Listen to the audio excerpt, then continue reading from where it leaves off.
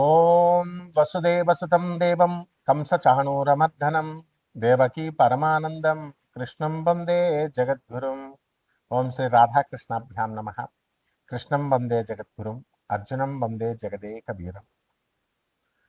ఇప్పుడు శని వక్రించినటువంటి సమయం జూలై నెల 26, 27వ తేదీల్లో 2026 సంవత్సరంలో శని మరి మీన రాశిలో మనకి వక్రించడం అనేటటువంటిది జరిగింది. ఇది ఎప్పటి వరకు ఉంటుంది ఈ శని వక్రించి అంటే మనకి డిసెంబర్ 10, 11, 2026 సంవత్సరం వరకు ఉంటుంది. మళ్ళీ శని సవ్య దిశలోకి డిసెంబర్ 10, 11వ తేదీల్లోకి వస్తాడు. రఫ్గా కనుక మనం చూసుకున్నట్లయితే 4.5 నెలల సమయం ఈ సైకిల్ అనేటటువంటిది కొనసాగుతూ ఉంటుంది. దీన్ని ఎక్కడికి మళ్ళీ సవ్యదశలోకి వస్తుందంటే మళ్ళీ డీప్ వాటర్స్ అయినటువంటి మీనరాశిలోకే మనకి ఈ వక్రించడం జరుగుతుంది. స్పెసిఫిక్గా మనకి ట్రాన్సిట్ ఎక్కడికంటే త్రూ రేవతి నక్షత్రం, ఉత్తరాభాద్ర నక్షత్రం నుంచి మనకి ట్రాన్సిట్ అనేటటువంటిది జరుగుతుంది. మరి దీని వలన మనకి కొన్ని రాశుల వారికి మేలు జరుగుతూ ఉంటుంది, కొన్ని రాశుల వారికి మధ్యస్థంగా ఉంటుంది, అలాగే కొన్ని రాశుల వారికి మరి యాడ్వర్స్ రిజల్ట్స్, బ్యాడ్ రిజల్ట్స్ ఇస్తూ ఉంటుంది.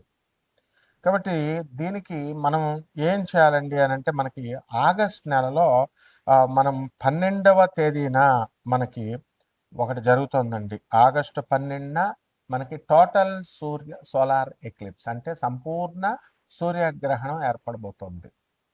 అసలు మనం ఆగస్టు 12న 2026 సంవత్సరంలో ఒక వెరీ రేర్గా జరిగేటటువంటి 6 గ్రహాల అలైన్మెంట్ అనేటటువంటిది, 6 ప్లానెట్ అలైన్మెంట్ అనేటటువంటిది జరుగుతుంది. ఏమిటి ఆ గ్రహాలు అంటే బుధుడు, కుజుడు, గురుడు, శని. ఈ గ్రహాలు 4 అయితే యురానస్ అండ్ నెప్ట్యూన్ అంటే రాహుకేతువులు దగ్గరగా ఉంటాయి. వీటి పోలికలు ఇవన్నీ కూడా they will stretch across the predawn sky. మొత్తం అంతా కూడా ఒకే ఆర్చ్ లాగా వస్తుందన్నమాట.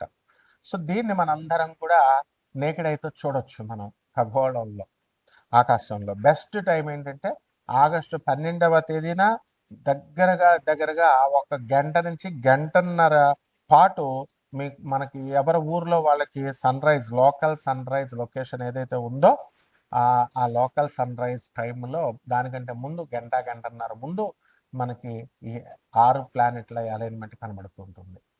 అలాగే ఈ యొక్క మనకి ఈ ఆకాశంలో ఈ స్ట్రెచ్ అయినటువంటి ఈ ఆర్క్ ఏమవుతుందంటే morning eastern and north eastern హారిజన్లో ఇది ఏర్పడుతుంది.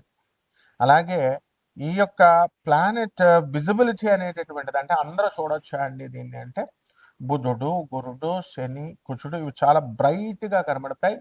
అండ్ మామూలు కళ్ళతో ఏ విధమైనటువంటి ఎక్విప్మెంట్, ఏ పరికరాలు అవసరం లేకుండా క్లియర్ స్కైస్, ఆకాశాలు కనుక కరెక్ట్గా ఉన్నట్లయితే దాంట్లో మనం చూడొచ్చు. అలాగే ఎయిడెడ్ ఐ ప్లానెట్స్ ఏదో ఒకటి మనం సహాయం తీసుకొని చూడాలి. యురానస్ని, నెప్ట్యూన్ని మనం ఏం చేస్తామంటే పెయింట్గా ఉంటాయి కొంచెం అవి, అందువలన బైనాకులర్స్ కానీ అంటే అంత కళావంతంగా ఉండవు అనమాట. బైనాకులర్స్ కానీ లేదా బ్యాక్యార్డ్ టెలిస్కోప్ని మనం పెట్టుకొని మనం వాటిని స్పాట్ చేయొచ్చు అనమాట. అయితే ఈ రకంగా ఉన్నటువంటి ఈ యొక్క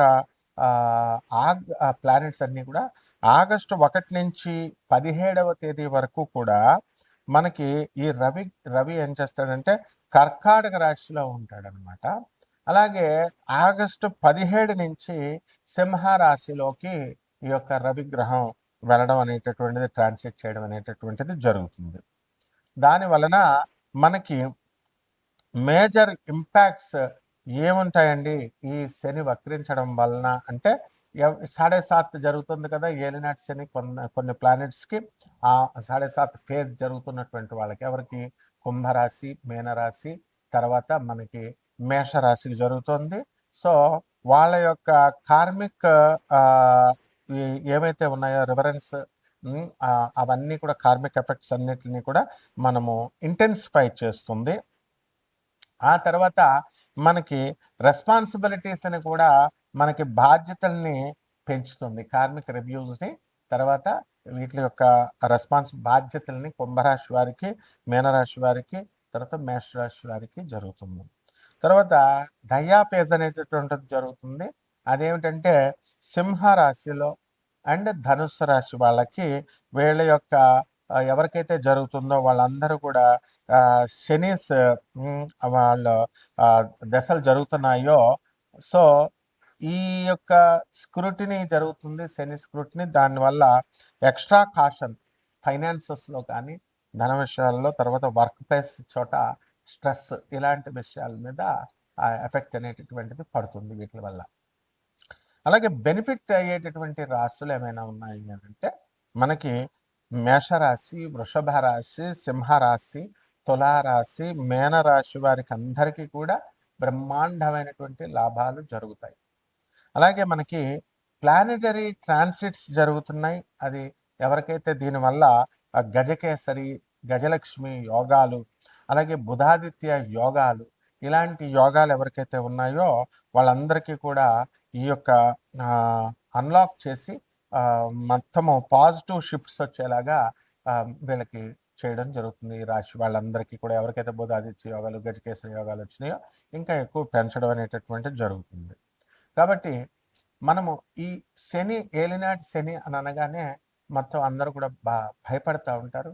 అలాగే శని వక్రించినప్పుడు భయపడతా ఉంటారు. కానీ కొన్ని రాశుల వారికి ఏలినాటి శని సమయాల్లో కూడా మనకి ఈ యొక్క శని వక్రించిన సమయాల్లో కూడా మనకి మంచి జరుగుతూ ఉంటుంది. ఇప్పుడు ఈ యొక్క మైనస్ ఇంటూ మైనస్ ప్లస్ అవుతుంది ఫార్ములా. అందువలన ఎవరికైతే ఈ యొక్క శని మనకి బాగుండలేదో అటువంటి వాళ్ళకి శని వక్రించినప్పుడు, క్రూరగ్రహాలకి ఆ వక్రించినప్పుడు శుభ ఫలితాలు ఇస్తాయి. మైనస్ ఇంటూ మైనస్, అసలే శని ఏలినాటి శని జరుగుతుంది అనుకోండి, ఆ ఏలినాటి శని సమయంలో మళ్ళీ ఈ యొక్క వక్రించడం మైనస్ ఇంటూ మైనస్ ఏమవుతుంది, ప్లస్ అవుతుంది. అందువలనే మనకి కొన్ని రాశుల వారికి కొన్ని సందర్భాలలో మనకి ఏలినాటి శని కాదు, అర్ధాష్టమ శని, మనకి ఈ యొక్క వృశ్చిక రాశి వారికి అర్ధాష్టమ శని జరుగుతుంది. అలాగే సింహరాశి వారికి అష్టమ శని జరుగుతుంది. సో ఈ రాశుల వారికి అందరికీ కూడా మనకి minus into minus formula apply అయ్యి కొంచెం శుభాలు జరుగుతాయి. కాబట్టి ఇవన్నీ కూడా గోచార రీత్యా మనం చెబుతున్నాము. కోటాను కోట్ల మంది కామన్ ప్లాట్ఫారం మీద మీ వ్యక్తిగత జాతకాలలో మీకు ఎవరికైతే ఈ సాఫ్ట్వేర్ ఉద్యోగాలు చేస్తున్నటువంటి వాళ్ళకు ఉద్యోగాలు పోయినాయో లే ఆఫ్ల వల్ల, అటువంటి వాళ్ళకి అందరికీ మళ్ళీ ఉద్యోగాలు తిరిగి వస్తాయా రావా, వివాహాలు అవుతాయా అవ్వవా, చాలా సంవత్సరాల నుంచి ఫైనాన్సెస్ ఇన్వెస్ట్మెంట్స్ మనం పెట్టుబడి పెట్టి ఉంచాము, అప్పులు ఇచ్చున్నాము, ఆ అప్పులన్నీ కూడా వస్తాయా రావా, ఇవన్నీ కూడా వ్యక్తిగత జాతకాలను బట్టే చెప్పాలి. కాబట్టి ఇటువంటి వాళ్ళందరూ కూడా కావలసినటువంటి వాళ్ళు మరి అందరూ కూడా మనకి కాంటాక్ట్ చేయొచ్చు. దాని ద్వారా మనం వాళ్ళందరికీ కూడా చెప్పడం జరుగుతుంది. కొన్ని వాళ్ళకి కావలసినటువంటి రెమెడీస్ అన్నీ కూడా మనం చెప్పడం జరుగుతుంది. మేషరాశి, ఈ మేషరాశి వారికి అందరికీ కూడా మనము ముందుగా చెప్పుకున్నట్లుగా ఈ యొక్క శని వక్రించడం వల్ల శుభ ఫలితాలు ఎక్కువగా ఉంటాయి. అయితే మనకి ఈ మేషరాశి వారికి అందరికీ కూడా షష్ఠ స్థితిగతుడైనటువంటి శుక్రగ్రహ ప్రభావం వలన మనకి స్త్రీలతో కొన్ని విభేదాలు రావడానికి అవకాశాలు ఉన్నాయి. కాబట్టి ఏలినాటి శనిలో సాధారణంగా అపనిందలు ఇవన్నీ కూడా జరుగుతాయి. కాబట్టి కొంచెం జాగ్రత్తగా ఉండాల్సినటువంటి అవసరం ఆడవాళ్ళతో వ్యవహారాల్లో. ఇకపోతే ఈ యొక్క కేతువు సింహరాశిలో ఉన్న కారణంగా కుటుంబంలో కొంచెం మిస్టిక్ ప్రాబ్లమ్స్ అనేటటువంటివి, అంటే అనారోగ్యాలు ఇవన్నీ కూడా చేస్తూ ఉంటాయి. అయితే అది ఎందువలన చేస్తాయి, లేకపోతే ఏదైనా సమస్యలు వస్తే పిల్లల విషయంలో, ముఖ్యంగా పిల్లల ఆరోగ్య విషయాల్లో కానీ, పిల్లలు చేసేటటువంటి చేష్టల్లో కానీ, వీటిల్లో ఎందువలన అనేటటువంటిది ఎవరికి అర్థం కాదు. ఉదాహరణకి నేను మొన్న మా ఈ యొక్క తుని పాప మిస్సింగ్లో కేతువుని బట్టి నేను చెప్పాను, మిస్టిక్ ఇది, ఆ పిల్ల ఎప్పటికీ దొరకదు, పోలీసులకి తెలీదు, ఎవరికీ తెలియదు, ఇంతవరకు తెలియలేదు. కాబట్టి ఆ రకంగా ఈ యొక్క మిస్టిక్ ప్లానెట్ కాబట్టి ఈ పిల్లల విషయంలో ఇలా ఈ విధంగా ఉంటుంది. ఇకపోతే లాభంలో ఉన్నటువంటి రాహువు మీకు చక్కటి భూముల విషయంలో మీకు ఏమైనా కనుక సమస్యలు ఉన్నట్లయితే ఆ సమస్యల నుంచి మిమ్మల్ని పరి బయటపడేస్తాయి అన్నమాట. అలాగే రైతులు కూడా బ్రహ్మాండంగా మంచి సంపాదన అనేటటువంటిది చేస్తారు. అలాగే కమిషన్ ఏజెంట్స్, వెజిటబుల్స్, తర్వాత ధాన్యాలు, అపరాలు ఇవన్నీ కూడా బ్రహ్మాండంగా పనిచేస్తాయి. చాలామంది రైతులు మరి మొన్న టమాటా వేయడం వల్ల కాస్త ఇబ్బంది పడ్డారు. కొన్ని రైతులు, కొన్ని రాష్ట్రాల వాళ్ళు టమాటా వేసినా సరే లాభాన్ని వీళ్ళు తీయగలిగారు. అంటే ఇది మనకి ఈ రాశిని బట్టి ఉంటుందన్నమాట. అదేవిధంగా ఈ యొక్క రవి, గురు, బుధ గ్రహాలన్నీ కూడా కర్కాటక రాశిలోకి మనకి వచ్చాయి. అందువలన పనులన్నీ కూడా కొంచెం లేట్‌గా వెళ్ళడము, ప్రభుత్వం నుంచి రావాల్సినటువంటి పనులు కానీ, ఇవన్నీ కానీ స్లోగా అవ్వడము, ఇలాంటివన్నీ కూడా జరుగుతాయి.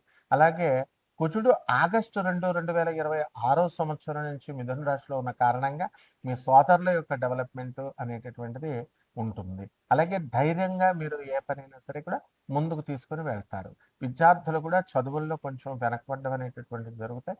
విదేశాలకు సంబంధించినటువంటి ప్రయత్నాలు ఏవైతే ఉన్నాయో, ఆ ప్రయత్నాలు మేషరాశి వారికి బ్రహ్మాండంగా పనిచేయడం అనేటటువంటిది జరుగుతుంది.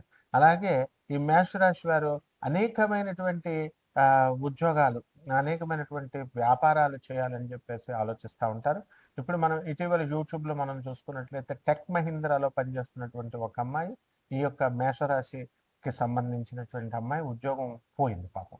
అలా పరిహారాలు ఏం చేసుకోవాలంటే, ఈ యొక్క మేషరాశి వారికి చక్కగా ఇంట్లో రావి చెట్టును వేసుకోవడము, రావి చెట్టుకి తులసి చెట్టుకి వేసినట్టుగా పూజ చేసుకోవడము, లేదా మేడి చెట్టును వేసుకొని పూజ చేసుకోవడము. ఆ విధంగా దేవీ భాగవతంలోని కొన్ని చాప్టర్స్ దుర్గా ఆర్గళా స్తోత్రం ఇలాంటివన్నీ చదవడం, పేదలకి, అనాథలకి, వికలాంగులకి, సాధులకి దాన ధర్మాలు చేసుకోవడం ద్వారా బ్రహ్మాండంగా ఉంటుంది. శుభమస్తు.